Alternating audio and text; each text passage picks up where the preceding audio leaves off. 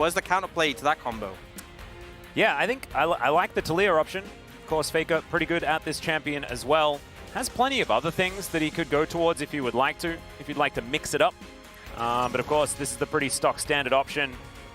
And I think Tally Vi is probably just the way to do it. Pretty good. It's crazy getting Vi, but I mean, this is part of the thing is that because they had to ban those mid picks, it meant they didn't have more bans to throw out towards the jungle. T1 opted to go for the... Viego. Yeah, we'll go for the Viego, which is what we were meaning. That's what happens when you want to pick Vi, but then the ego takes over. Yes, yes, You know? exactly.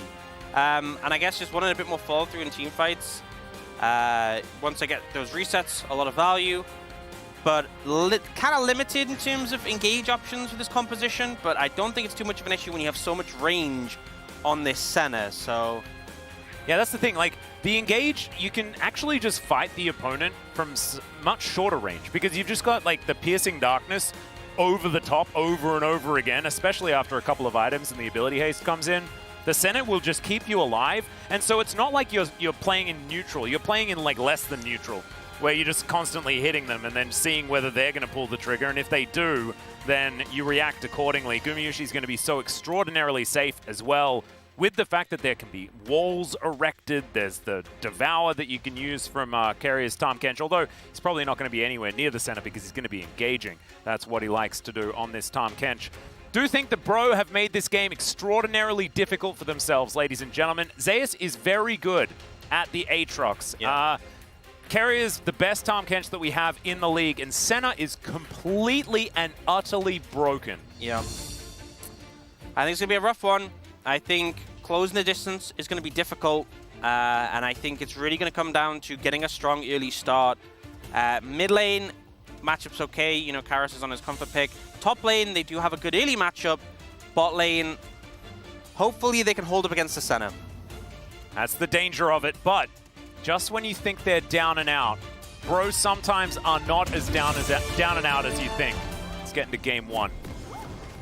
T1, Hana, do, set. T1, fighting! Okay, Brion, Hana, do, set. Bro, fighting! Oh, nicer. I really liked the deep one, the deep cheers. The Giga Chad cheer. Yeah, that's I could feel the width of your chin with that particular cheer. That was extraordinary. Me? That was the fans. Yeah, but you representing the fans. Oh, yeah. And I could feel all of their collective chin width. Yeah, I am just the vessel for their voices. Yes, you know? I don't decide how the cheers are. But you dictated that they were very Giga Chad. Yeah. Well, first damage is now 8,000,000% bro. So That's they're off to a great start. Yeah, no one covering though, so they won't know this ward's being placed. You can kind of expect it, but...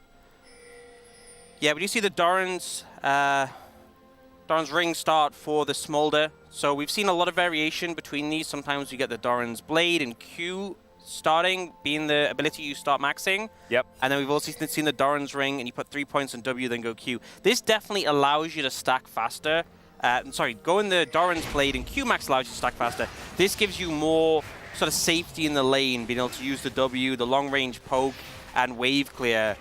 But definitely can put you behind in stacks. And those are some nice win rates for the Senaton for T1. Who'd have thought? Yeah, it's kind of weird. Well, Polo is 100% win rate on the Maokai. So we might have been saying that things were going to be rough in the bottom lane for Bro. I didn't factor that in. I think that this should be absolutely fine. Perhaps that's what it is. As Gideon is getting to work, going to go Raptors to blue, and then maybe look for some early attention. They know that Guon has started off on his blue buff. A lot of vision around this jungle. Yeah, 16 in a row. Yep, everyone's got their names. Gumayushi's been able to play it 4 times. And all time, he's just good at this champion. I think what's really telling is the variety of teams that have picked it. Sometimes you get strong picks where some of the lower ranked teams pick it, so even though it's strong, it's like, you know, they end up losing as a result just because they're outmatched. Or sometimes you have a situation where, yes, it's got a lot of wins, but it's because, you know, if the top teams are just picking it, everyone has been picking Senna, and it's just always winning. It's a cheat code. Yeah, we saw the difference between KT versus Genji when KT gets Senna every time, and when it's the other way around. As Morgan takes the turret shot, but is putting on a lot of pressure here. It's definitely good news. Yeah, no, I think that this champion is just a little bit absurd at this point in time, especially when it enables Keria so incredibly much to be that front line that T1 absolutely wants. However, I do not like counting chickens prior to the hatching of said chickens, right? So perhaps we need to see it all fall apart before we're like, oh yes, it was doomed. Because maybe bro have a plan. Maybe they have a theory. I have an inkling to what their plan is. What's that? So you see, there's this champion, Smolder. Little dragon dude. Okay. And when Smolder gets 225 stacks of the passive, oh yeah, big power increase. Whoa, okay. So I think that might be the game plan. Oh, so just get those stacks. Just don't be losing the game by the time those stacks are stacked, or be losing it by a small enough amount that it doesn't matter, and then win. All right, so what would that require? How not losing do they have to be? Well, I think top's going pretty okay. Yeah? Mid's doing fine. Uh-huh. Bot, a little bit rough. I think it's really going to come down to objective control and early skirmishes, because I can see Bro opting into a fight that just goes horribly. Yeah. Or they could opt into a fight that is just amazing. Envy flaps around a little bit. Gumiushi shoots him. It's a little bit subpar. He is taking a lot of poke, and Keria is 100% winning the CS battle. And when you see that the support Tahm Kench / carry Tahm Kench situation, when he's winning in farm, that means that they're ahead by loads of gold. Yeah. Because Senna just gets money. And also, one of the things with the support item is you can obviously proc it by hitting enemies, or you can proc it by killing minions. You get so much more gold early before the first upgrade for proccing it by hitting champions or towers. So each time that Gumiushi is able to hit a tower or champion rather than kill a minion, he's getting significantly more value than Polu is just for taking CS. And that's going to be a big factor in why when we do eventually see the gold between the bot lane, it'll be like Guma's like, a little bit behind gold compared to Envy, and then Keria's like 2,000 gold up in Polu or something. Yeah. That's what it's sort of feeling like. So we're building another top laner, and that's why Zeus is allowed to play a damage dealer, although Morgan is trying to disallow him from being able to play the video game at all by just walking at him. Currently doing all right, keeping this minion wave away from the turret, just create some control here for the Udyr. I think that Morgan has been a huge uptick for Bro in their more recent matches. I think that the matchup against Dudu really did help his confidence a lot. Yeah. And so has been playing a whole lot better, being able to find some of that aggression that we don't necessarily associate with Morgan as a player. Gideon going to be starting off these bubs. Full vision available to T1, so they know exactly what's going on, and they just took the dragon themselves. So that is going to be a mountain, then an infernal. Is this the classic T1 Earth, Wind, and Fire that we just often get? Could be. Could be. Setting up for it. Do you think that T1 are just big fans of 80s disco? Because that would be pretty cool. Zeus going to find some Qs here. Well, actually, he's not. Morgan just going to push him out of the lane. And it's a rough time for the Aatrox right now. Morgan really just being an Udyr very effectively. And we know that this is a decent matchup for the Udyr. But we have seen Zeus navigate it to a point where it doesn't really look like much of a counter. Yeah, so Morgan definitely doing what he should be doing in the matchup, but against Zeus, that's not always a given. Garrus looks for the Emperor's Divide, does not find it. Good flash there from Faker as now Guon is going to turn up. They will not find the angle. Polo, good position. Make sure that the counter gank is not going to work out. Still, they get the flash for the ulti out of Garrus, and that's job done. Yep, and just the fact that both Gideon and Polo were there kind of ensured nothing more was going to come from it. You could see T1 definitely set up to follow up on Garrus there, maybe trade flashes in return, but they don't get the opportunity. And perhaps we were too early to praise this matchup. Perhaps. He does break the chains, though. And he can press W and stuff, he's creating circles. He likes that. He hasn't teleported yet either. So Morgan just trying to eke out a little bit more gold before he does do anything else. Envy utilizing this Q relatively effectively. We can see only 5 CS behind Keria right now, although I guess it is going to be closer to 8.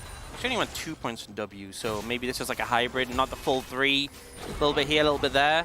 Felt a bit confident, But this is actually okay. We left center open, it's fine. Yeah, Might not be fine. I'm still not sold on the being fine part, but right now It looks okay. it is fine. Okay, so here's here's the thinking, right? Here's what I'm thinking about, bro. And I've said this a couple of times, actually, about leaving center open, because you notice that Gumayushi has got center more than anybody else here in the LCK. It's 4 victories for him, and everybody else is maximum of 2. So this is the fifth time that he's played it, and I think it's a pick your poison type situation, because would you prefer to lose immediately or to lose later when the center finally comes online? Because this is, I think, the slowest variation of Keria Guma that you're going to get. You know, I think they could have just left the Orianna open. Yeah, no, I kind of that was my I was just trying to give Bro a little bit back, you know? Yeah, but then again, Orianna Vi is pretty ditty to play. I don't know. Yeah, it's sad. It's another one of those things where it's like you'd like to ban 11 things or more. Wait, why didn't Bro just do that? Yeah, they should have. Honestly, not thinking outside the box there, you know. They've let themselves be limited by the 3-ban agenda. You can choose to ban more. This is the thing, but sometimes you just don't find it. I've seen this play before, though. There's the flash out of the seismic shove. Nicely done. 2 isolated 1v1s, though, and there's the Dawning Shadow. That's going to keep Guon alive, but still Faker is going to go down. A trade of mid laners, but first blood goes to T1. They'll take a little bit of the extra gold. Keria was on the roam as well, as Gumayushi will take down this control ward. Slight advantage in the end for T1, but Bro are going to still be able to answer back. Yeah, I mean, the fact that Bro had the flash advantage on Karis and it still didn't mean they were able to get away, a little bit unfortunate. Gumayushi helping out with the ult there, picks up an assist for himself, so all in all, T1 neutralizing that flash disadvantage they had in the mid lane. Yep, very nicely done. Faker will have his flash back up much sooner as well, so a potential return gank opportunity, and he had teleport. Karis did not. So it took Karis a little bit longer, allowed Faker to get the crash. Let's have a look at this one more time, though, as Karis, when he makes a proactive play, we have to praise the man for it. Yeah, I think there's just not really much he could have done there. Once he commits to the play, I think Guon is just close enough that he's going to catch him. You know, he immediately flashed the shove as well. It's one of those situations where he commits for the play and does pay for it. Yep. Great reaction from Faker as well to be able to get that shove in position, demand the flash, and make sure that he was dead. So deserves a shout out for that one, as T1 going to clear out some vision here and look to answer the 3 grubs that Gideon was able to pick up with some grubs of their own. Which I think, if this is happening, Bro should really be looking just to secure this dragon spawning in 13 seconds. You know, you have mid-prio, you don't have bot prio at the moment, but it is a Tom, so it wouldn't be very hard to get. Yep. As Morgan has top prio. Kind of. Yeah, no TPs from either, so unless one wants to walk down, not going to really be a factor. No. But Karis reset, picked up the Nashers, and it looks like they're not really making a move on the Dragon, so... Maybe they want a team fight. Maybe that's what it is. Perhaps. And it's Bro, they do often, it's like gentleman's agreement, like the Bro agreement, that we will just, it's not any funny business, we're not just going to start it off, we're going to wait until we're, you know, tiptoeing around the neutral to try and get it going. As Gideon going to get in there. He has snared himself, though. Crescent Guard comes down. That should mitigate a lot. Empress Divide does absolutely nothing, and there's the Devour to save Guon. And now he dives back in. The Dragon gets angry, but it does not matter at all. T1 are destroying them, and Guon popping off in this fight. He finds the resets.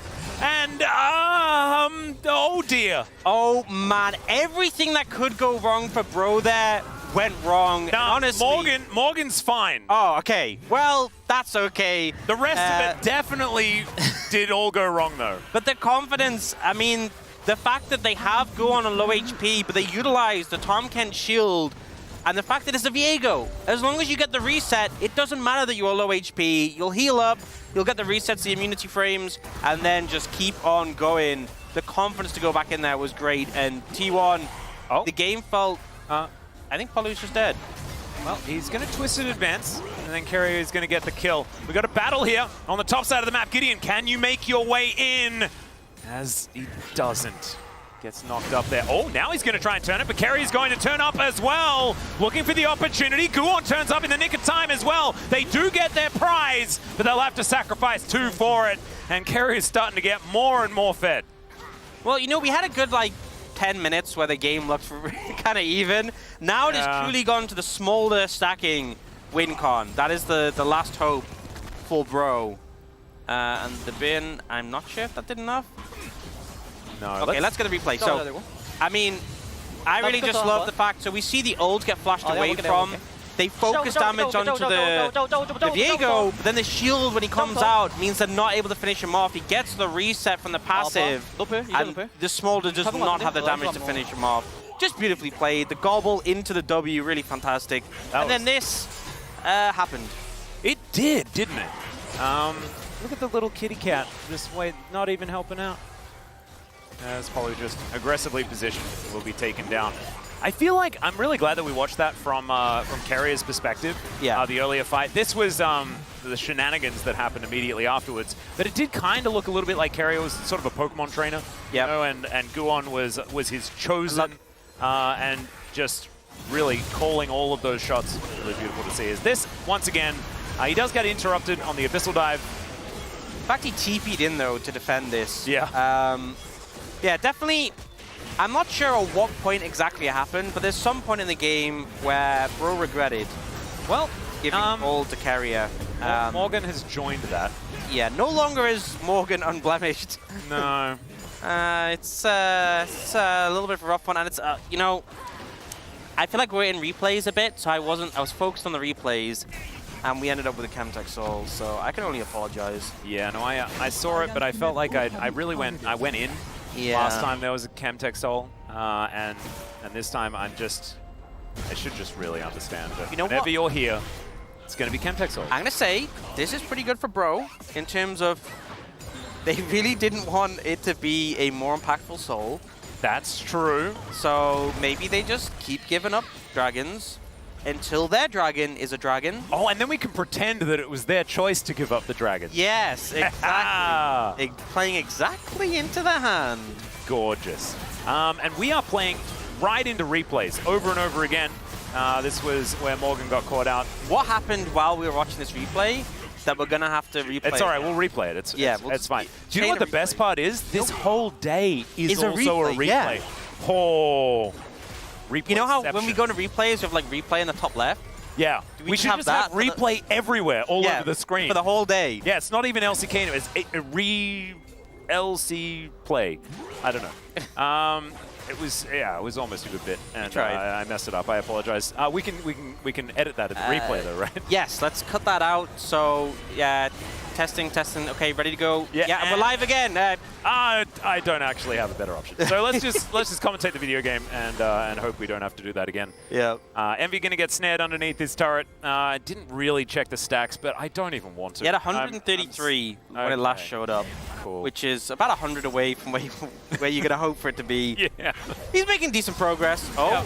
As Gideon, sorry, is just going to get caught out of position here. Crescent Guard is going to help him out there as Emperor's Divide is decent, but not really doing too much because Gumayushi's just keeping them all alive forever. They can't even make a mistake. You know, that was a hilarious flank from Faker that nearly backfired, but then Tahm Kench existed. And I honestly think, like, we talk about the center, and I know we've said, well, it's also about enabling the Tahm Kench. But man, this Tahm Kench has been so frustrating. Yeah. This game, it just feels like countless plays have just been shut down. It's like everyone's enabling everybody else as well. So it's like Tahm Kench enables Guon to be hyper aggressive as now Gideon has found Zeus, but Keria has found both of them. And he's just walking. Look at how menacing he is. Doesn't have Devour up and available, but he also cannot die no matter what they do. And there goes the tree. Polo going to be taken down here. Gideon in trouble as Morgan. He thought he had the safety of an inner turret. He does not. Keria does not care about that damage at all. They will be able to take this one at 17 minutes. And maybe they'll think twice next time they leave center open. No, well, because man, this Tahm Kench is just so tanky. It's just ridiculous. It's so unfair. It's just not balanced. Like, watch, he goes in, he's like, hey, I'm here, what do you want? They have to run away. There's nothing they can do. He's just walking forward. They're hitting him. He's not taking damage. He's just licking. He's just licking people. Yeah, wandering. And which makes them uncomfortable. It does. And look, now he's under an inner turret. He just pops some grey health, wanders around, gets turret aggro with his Balmy Cinder just to make sure that that dive was impossible to mess up. Yeah. Yeah. You know, bro are trying at least. They're really looking for these plays. They're looking for someone who's isolated. Look, Morgan has done the most damage. Well, we knew that would happen. We knew that. I mean, we knew that would happen. It's still a thing. And he's going to do more. Look at that, boop. There's a circle as well. It's Faker is actually doing a little bit more. Yeah, I so think he's Morgan catching up a little bit. I think Morgan expected to do a lot more there. He's like, I've got him. He does have a lot of armor.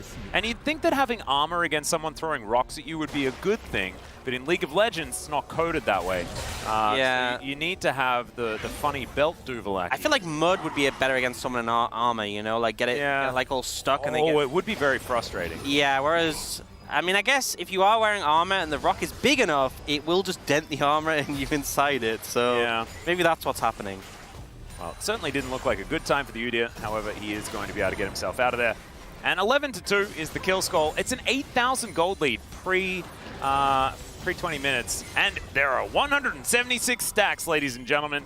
So the Smolder is at least able, look, has a 20 CS lead over the Tahm Kench now. Will any members of T1 ever end up low enough that the execute matters? Yeah. That is my question. If you gave Bro Elder Dragon right now, would they win a fight? I think is kind of what I'm hinting at. How much is enough to overcome this much of a deficit? Because they really didn't look like they were getting Keria low by any means. Yeah, and Keria just sort of pseudo gets low, but then has all of that shielding. And now Morgan, he really wants to go back to his inner turret, but he's not allowed to. Seismic Shove was avoided though. Yep. And he's a pretty nimble gentleman on this Udyr, so he's going to be able to get out of the way. Keria has ascended to his final form, which is now being a solo laner for T1. Yep. All right, Karis, they're looking for it, but the flash is going to come on through. I don't know about that one, but the Devour is going to be there. The amount of endless bailing out that they have available to them is absurd. I'm honestly legitimately very impressed that Bro even got 2 kills at this point. Because it feels like at every single corner, they're just getting shut down. It's like, oh, this looks like a... Oh, they actually... No, never mind. Every time. Yep. Every single time. Yeah, this is... well, they did manage to get Keria's flash. That is definitely a good thing. Is Envy... Oh, he's going to get flashed on, but does flash in response. That's going to keep him alive. As T1 are just ridding the jungle of any forms of money. Yep, nice little benefit, though, because Bro have lost 5 towers. Options for Azir to place them. Oh, your cup is so half full. It's just pure, unrivaled optimism from you today, and I've absolutely loved it. Yeah, gotta keep the hope alive, you know. And you know, maybe this is all part of the GigaChad plan, right? Lure them into a false sense of security with this well-oiled machine of a composition that T1 have been allowed to have, and then hit them back with a few bans, well, one ban on a champion that makes this composition completely ridiculous, and then that's when they strike. Yeah, got to give them false hope in the first game. Yeah. So you can bounce back in game 2 and 3. Feels like Bro's plan is what they want you to think, but in reality, they're going to try and come back in this game with the smaller stacking. It should be pretty close now. There we go. Yep. He's getting there. 21 minutes in. Won't actually be too bad for Envy as far as that timing is concerned. The stacking's honestly been pretty fast considering they're almost 10,000 gold down. And I mean, we can go back to the original conversation that we did have about, like, at what point is it actually going to be okay? Like, have they, like, are they in a position where these stacks matter? No, it doesn't matter. How many stacks would you need for the burn just to kill them for full HP? I think at that point I could see Bro winning. All right, so we need to get the game to about 80 minutes. I think what's hilarious is we're at the point where the Senna has more gold than the Smolder. Yeah, I think so. Without farming. And currently has an opportunity as well as a Ghostblade. So 2 items for both of them. So I guess somewhat parity when it comes to the items that have been built up. 2-2-2. We're past the threshold of 2-2-5. Hey, there we go. Seismic Shove going to connect onto Morgan. Takes a lot of rocks. As Faker will be able to just stand next to a wall and make his way out of there. Envy going to be sneezing as the Weaver's Wall going to come on through, and Faker just looks for it. Sets down the wall immediately afterwards, and that's a flash that he collects for just an ult in trade. You know, I think Bro will do better off just sitting out this dragon. I don't think you need it. I think you just let it go. Just let it go. Yep, I think... the Baron might be more of a problem. You know what? It's actually worth it to let it go as well, because then you accelerate the Elder flip. Yes. That may not occur, but if it does, then they could win. And then they would have double Elder. That could be a win con, you know? Yeah. This is quite a gold lead, though. It is. Oh, they're making a play! All right, looking for it. Zeus has been attacked here. Morgan is losing out on the battle, but he has buddies that are turning up. Polo's there, Envy's there. Everyone is on their way, and I think everyone might be necessary as Zeus is just trying to take matters in his own hands. He picks up one. Is it going to be more? Oh my, I was getting World's flashbacks there, ladies and gentlemen. He goes 1-for-1, though, in the 1 versus 5, and they get themselves Chemtech Soul. You know, sometimes you wonder, did they really need 5 people? Yes, they did. They really absolutely did. needed. Honestly, I think 6 might have been safer. They should have brought an extra one. They may not have lost one if they brought 6. Yeah. So next time they should consider that. As T1 just walk on over towards this Baron. Another teleport going to be used, this time from Morgan, who does need to run all the way around if he wants to get in here. Gideon on top of Gumayushi right now, but the snare does come through. Keria gets over the wall. The dragon gets mad. And Keria almost in execute range. Oh, the seismic shove. Oh, the double. So good, and he just eats the dragon. And now he's not going to die. It's a triple kill for this guy's Tom Kench. And then he gets back in there to tank up the Baron. What is going on? You can just write in the POG now if you like. He just ate. He just ate him.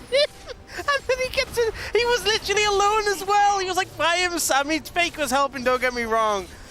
Oh, dearie me. Yeah, the seismic shove was definitely necessary, but still. Keria with gold, man, it's just not okay. It isn't. You know, I feel like we have kept him in support for the other team's benefit, okay? Giving him gold, you are unleashing him. That is on you for allowing that to happen. Keep him on a support income, and you will be better off. And I don't think that there is any arguing with that, as we have a look at exactly why once again. Oh, well, it does start off with Zeus in this 1v5 situation, where he does have a 2-level lead over the Udyr that was giving him a bit of trouble in the early stages. But look at this change of target. He just gets straight on top of Karis and says, no, he is dead. His health just fluctuating so much. Even they had grievous wounds on him as well in the later stages, and he just still looked so hard to take down. They're not going to replay the Keria Baron moment because the game might just end, and then we get to see it again in the POG highlights, so it's all right. Probably in the highlights. It's probably going to be a highlight, and then it's going to be the highlight, you know. And then they'll just show it in the break for good measure, you know. How has he not died? He's put his face into, like, the entire enemy team so many times, like, all game. That's all he's been doing. He's 607. He has Jack shows and he's like magic Sunfire Cape and a Frozen Heart. Yeah, 273. Yeah, it's great. It's really cool. I need to know how many stacks till they just die at full HP. Because at the moment it's below 8%, 8.08%. If they get it to below 100% HP, I think they can win. I think that's the point where possibly they would be able to finish this game. Oh, we are going to get the replay. Yep, here's Keria's perspective. Is just going in.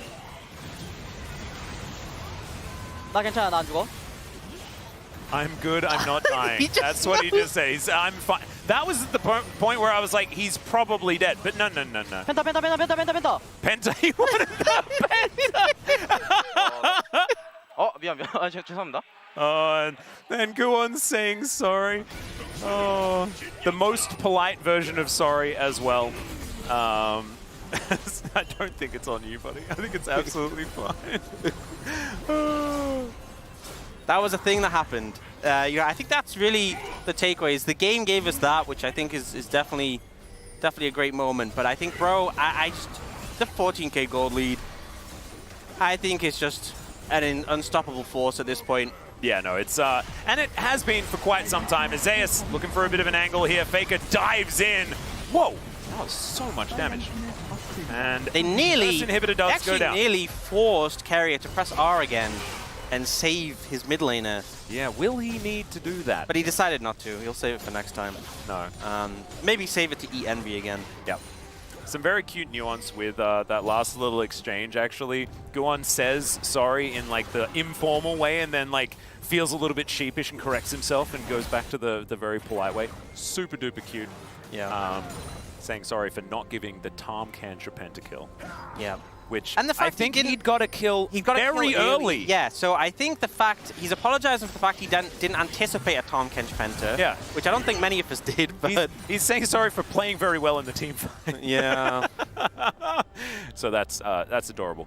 14,000 gold is the lead. The game is over, ladies and gentlemen. Zeus has done all of this damage. I think most of that was done in the 1v5 scenario. Although 1.5 v5, I guess you could probably say, because there was a Dawning Shadow. Yeah. So I guess there's that. That contributed A little slightly. bit. He's now a very, very large Aatrox. Got the Spirit Surgeon as well, so not like the full lethality that we normally see. Yeah. Bit bulkier. Kind of like this. Just allows you to do loads and loads of damages. And that is certainly good news. So T1, they are just going to probably take this Elder and then win the game. Yeah, I think this is a point where you force Bro to contest the Elder and you just kill them all. I want to see if Keria will end up eating Envy again, because it's not that easy to stack up your passive against the champions that have Bro have to stack it up on the Smolder. Okay, Keria is diving in to 4 people. Will he take a damage? The answer is kind of no. Right now, Seismic Shove does come back. The Weaver's Wall brings Faker in there. Look at Keria's health bar. It's full again. In goes Zeus. That was a jump scare. Yes, I would have done exactly that, Envy. Dawning Shadow comes down. The Dragon, I think, did something that I didn't really notice. And Guon, he's going to turn into the enemy jungler and just start resetting all the way through. Empress Divide gets 3 onto the fountain, and Keria is going to die. That is how you do it. The fountain laser. I was just about to say, I think the only way he could overextend is by walking into the enemy fountain, and then by Jove, it happened. That was the secret weapon this whole time. Needs to see if he can. Oh no. Oh dear. There were some rocks, stray rocks on the ground. However, Faker is going to go down. Karras goes golden. Has he bought it? No, he hasn't. Gideon is up though, and now they're a second. Yeah. Go in. Just turned into Azir. Decides he doesn't want to. They grab another one. Polo, it's his turn to try and defend this Nexus. It's not going to work out as Guon says goodnight to the game.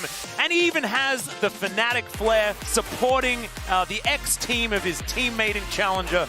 You'll love to see it. Bro, I think the Senna mist ban was where things really started to go wrong, but T1 really showed them why.